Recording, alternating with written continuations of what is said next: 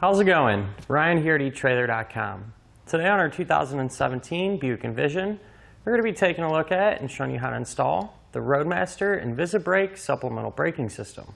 Now the reason you're going to need a braking system is twofold. The first one being that it is required by law whenever you're flat towing a vehicle behind your motorhome. The second one being not only is it going to be more safe, but it's actually going to be beneficial to not only the motorhome, but to the Buick as well. Now, if your Envision did not have a braking system, your motorhome would be solely responsible to not only stop itself, but also our Buick. And that can put a lot of strain on the components, especially when you're going up and down those steep hills or on curvy roads. Not to mention, as you're going down the road, now that the Buick has brakes from our braking system, that's also going to decrease our stopping distance. So we'll be able to stop our rig in a shorter distance, being a lot safer and having more control when we're coming to a stop.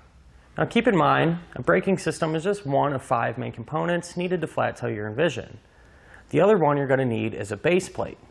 Now the base plate is going to allow you to connect your motorhome to the tow bar, which will connect to the Buick. So that'll actually be the physical connection point that allows you to tow your Buick down the road. The other component you're going to need is diode wiring. Now this wiring is going to transfer the lighting signals from the back of your motorhome to the back of the Buick. That way other motorists will know what your intentions are as you go down the road, and you'll be safe and legal. One of the other components is safety cables. Now these safety cables are going to be a secondary connection point, which we connect to the front of the Buick to the back of the motorhome, and in the event of a catastrophic disconnect, these will be here to stop your Buick from coming completely disconnected. And the last thing that you're going to need is that tow bar. So that tow bar will connect into the base plates and up to the motorhome. Now what I really like about the InvisiBrake is that our main box here is going to be relatively compact, which will allow us to mount this in a variety of different places. Today in our Envision, we actually were able to mount it underneath the back seat. That way it's nice and hidden, but easy to get to at the same time. Now kind of going back to ride quality, one of the ways a motorhome is able to come to a nice smooth stop is because the InvisiBrake system is actually a proportional system.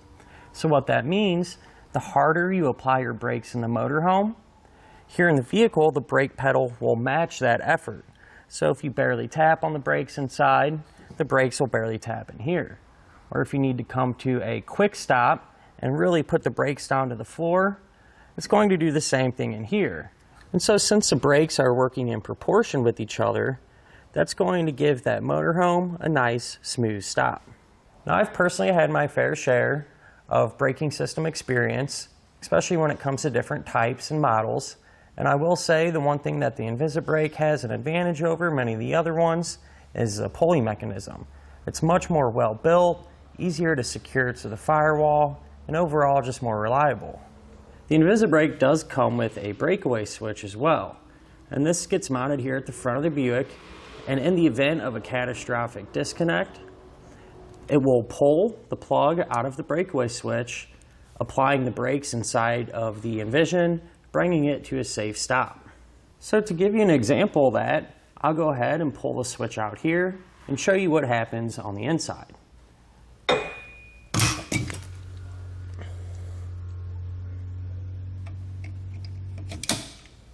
Now another thing I really like is that it's going to come with an indicator light.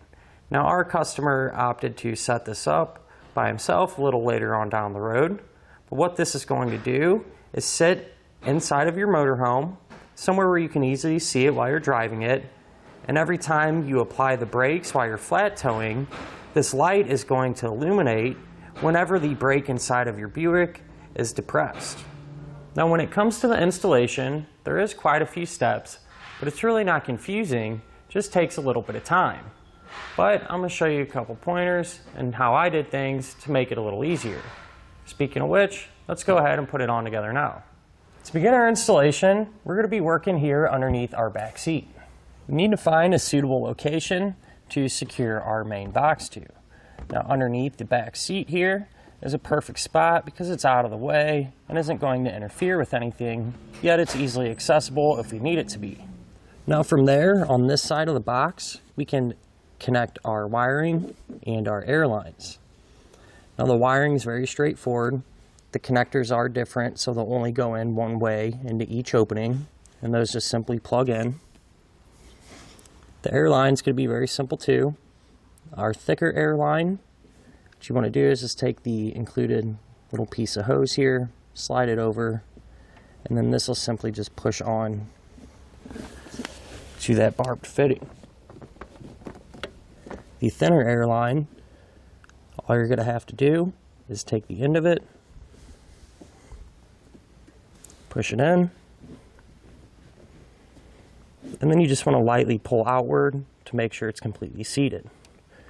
Now we can run all this up to the front and the other components to start getting it hooked up. Now the air lines, what I did was just came and pushed them into this crease along this whole edge.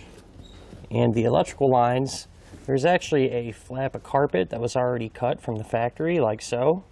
And I just ran those underneath and out towards the driver's side back door. And here's where I routed all of our wiring and our air lines down along through this threshold. Now this little piece of plastic will be in position like this. And to get this off, you simply just get your hands underneath it and kind of work it back and forth. And it's just held in by a couple of clips. Same thing with this piece of weather stripping. It kind of just pushes onto the seam here. So you kind of pull that stuff out of the way. Gives you more than enough room.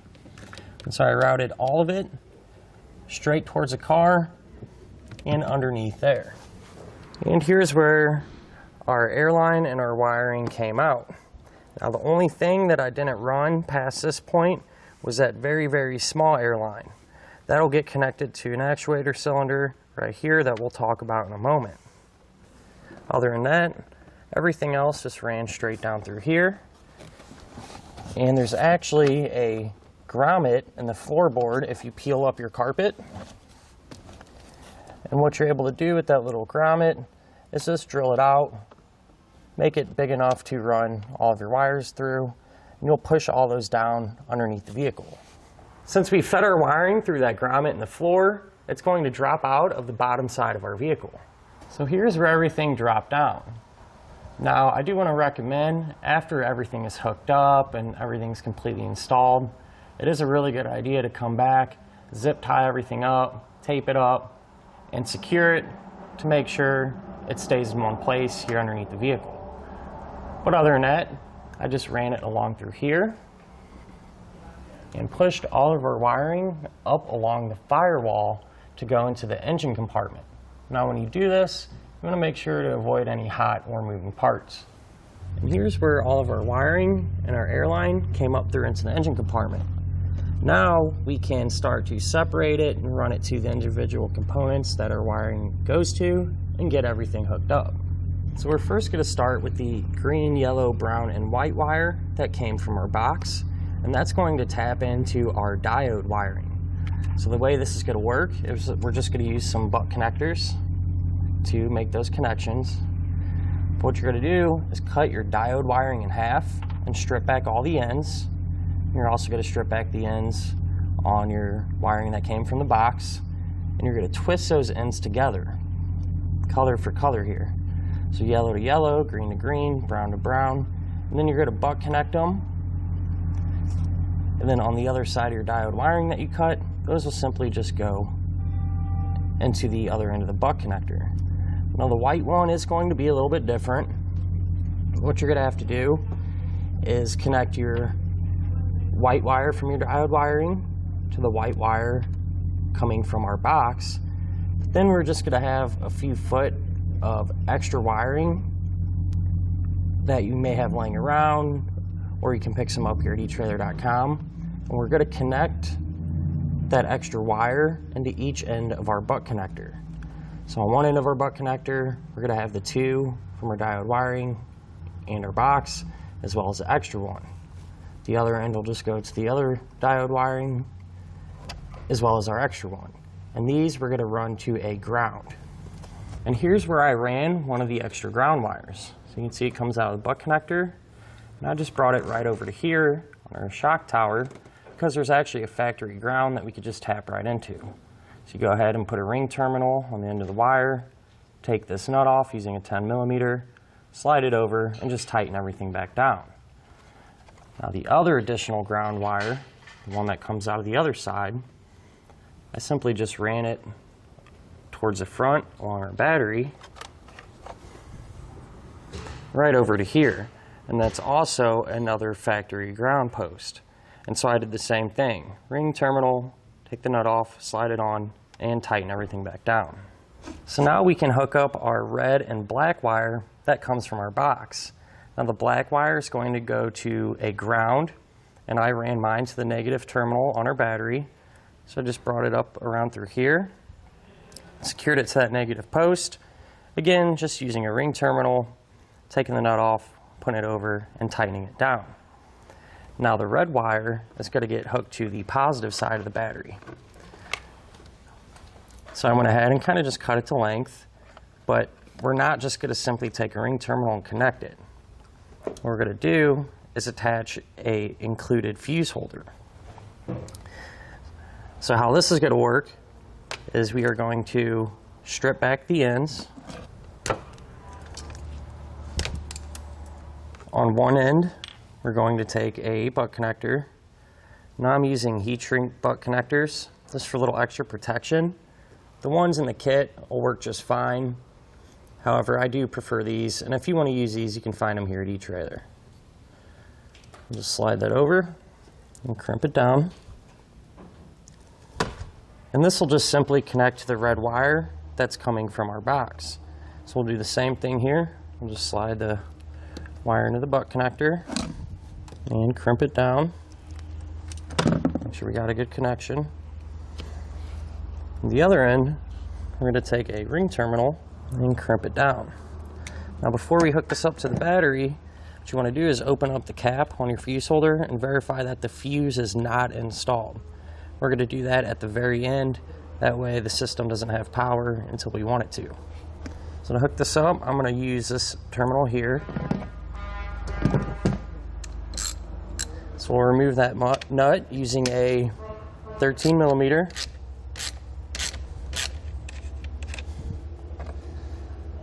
Put the ring terminal over it. We'll just tighten the nut back down.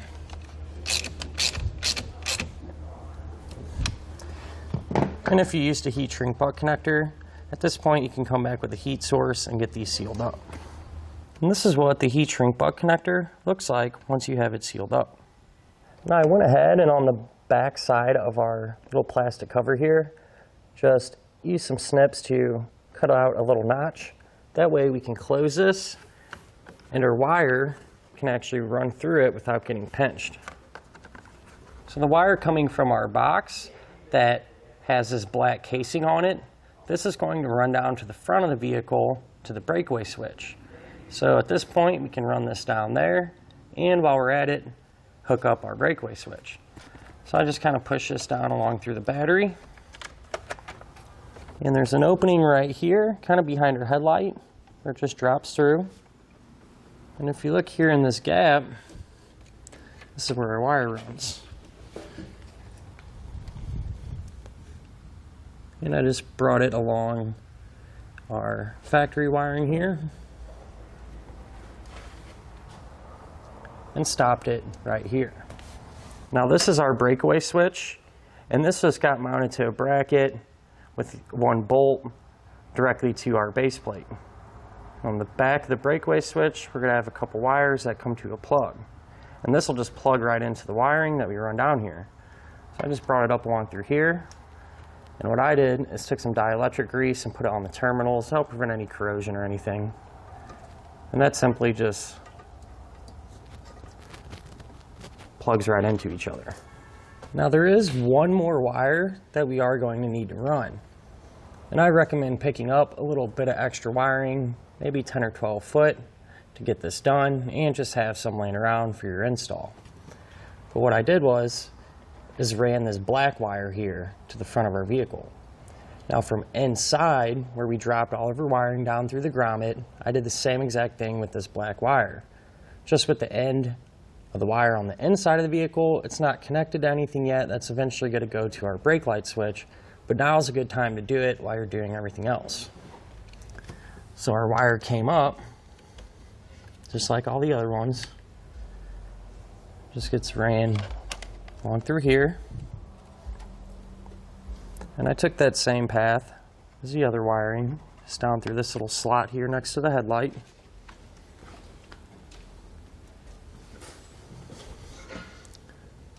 Just along through here, and that's actually going to get connected to a terminal on the back of our 6-way. At this point, we can work on tapping into our engine's vacuum system.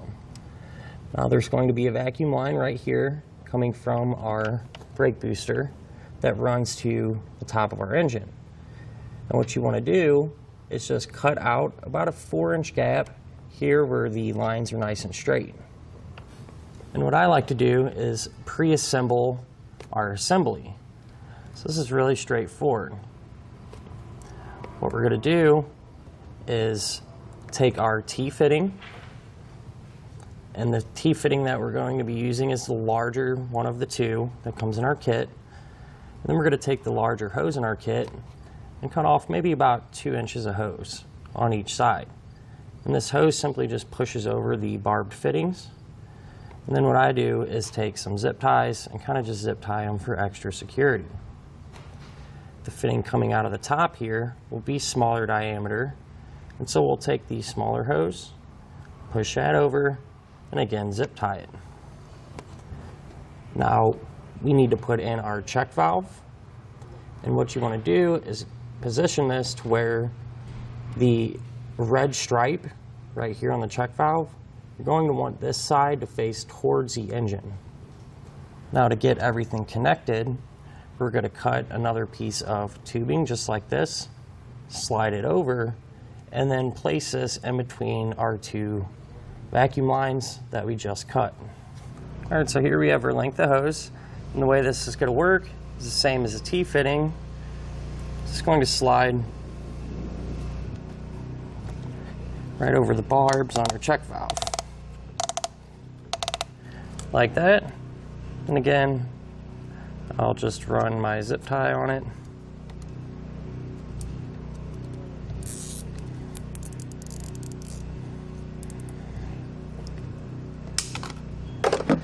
And then this is simply just going to tee into our factory lines. Again, make sure that red stripe on the check valve is facing towards the engine. Just slide over them factory lines. Make sure you get them on there nice and good. And again, I'll just use a couple zip ties to secure it to our factory vacuum line.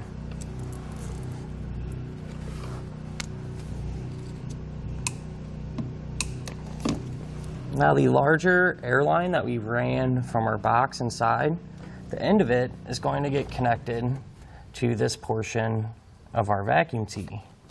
So this will just slide inside of the rubber line. We'll push it down as far as we can to make sure it's connected properly. Something like that. And again, just take a zip tie for a little extra peace of mind. Now back inside the vehicle, we can hook up our brake pedal actuator and our pulley system. So we're going to start by working underneath the driver's dash. So the first thing you're going to want to do is just kind of peel your carpet back, and that'll give you a lot more room to work and make life a lot easier. And then we're going to move to our brake pedal arm. We're going to have 2 brackets that will get attached to the brake pedal arm. So the bracket that has this kick out here, that's going to be towards the front of the vehicle and on the left side. Now these are going to get attached using the included hardware. And if there's any remaining length of bracket that kind of overhangs, you can go ahead and cut it down. Now as far as the pulley goes, this gets mounted to the firewall. And it just so happened that there was a factory stud right here already on the firewall, and so I utilize that by just getting a lock nut and a washer to secure that pulley to there, and then I just used a self-tapping screw on the other side to secure it. Now whenever you're drilling into the firewall with the other Tech screws, you do want to be very conscious that there's nothing behind there that you can accidentally damage. Now the cable that runs through the pulley and to our bracket, what we're trying to do is get it as straight as possible. Now the brake pedal arm kind of has a funny bend to it, and the firewall isn't set up perfectly flat either, so you kind of have to find a compromise.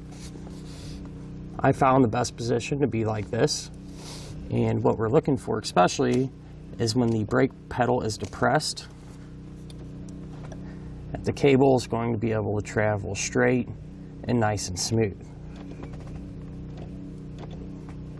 Now the part of the cable that comes back to here, this is going to get attached to the firewall as well, using a couple Tech screws and this bracket to hold it down. Now when you secure this, you want to get it as straight as possible, again with the pulley. And when you pull this back to kind of set your tension, because obviously if you bolted it up here, it'd be really loose. The further back you go, the tighter our cable's going to be. But what's going to determine where you bolt this is that tension. So whenever you bolt this down, you want to grab the cable, and if you look right here, there's going to be a little ball, and whenever you pull the cable towards the back of the vehicle, the little ball right here in the end of this, you just want it to be able to move slightly, and that'll provide us with enough slack and enough tension for our system to work properly. Now at the end of this cable, our cylinder is going to be attached to it. And so we're going to mount that a little further back in the vehicle. But to run your cable, this is a path that I took. And you just want to make sure that you don't have any really extreme or tight bends in the cable. Here's where the cable kind of loops on the floorboard and comes back up to our cylinder. Now the cylinder is going to have a fitting in it, and this is the small air line that we ran earlier and ran up to this point. That small air line is going to get plugged into it, and it works the same as the side on the box. You just take the air line, push it down in there, kind of pull back on it to make sure it's secure. Now the cylinder is just going to rest underneath this panel here in between our front and back door. It's a tight fit, but it's not so tight that we're going to have to be concerned with damaging anything. But we're not also going to have to be concerned with it rattling around or bouncing. Kind of just work that back, just like so. Now back underneath the hood, we can come back to our fuse holder, open the cap up, and install our included fuse. Push it down in its place and reinstall the dust cover. Now when it comes to hooking up your indicator light, this is going to go in the front of your motorhome on the inside where you can easily see it while you're driving down the road. Now how we're going to do that is take the buzzer and the indicator light, and you're going to tie those two red wires together.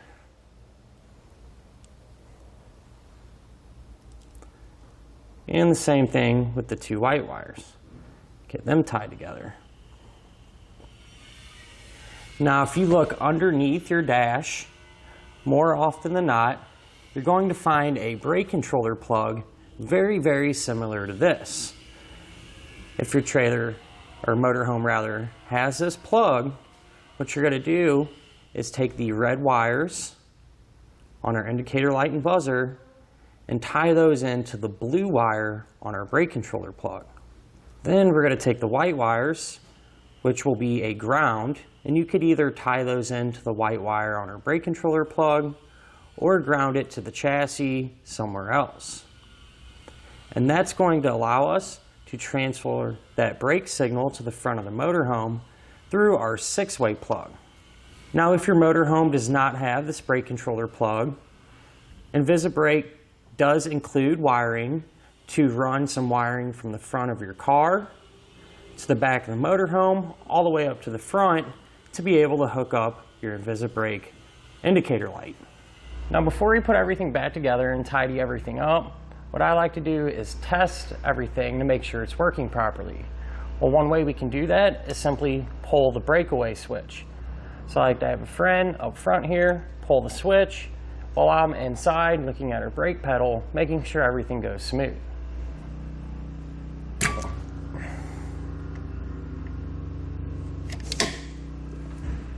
And that'll finish up our look at and our installation of the Roadmaster InvisiBrake supplemental braking system on our 2017 Buick Envision.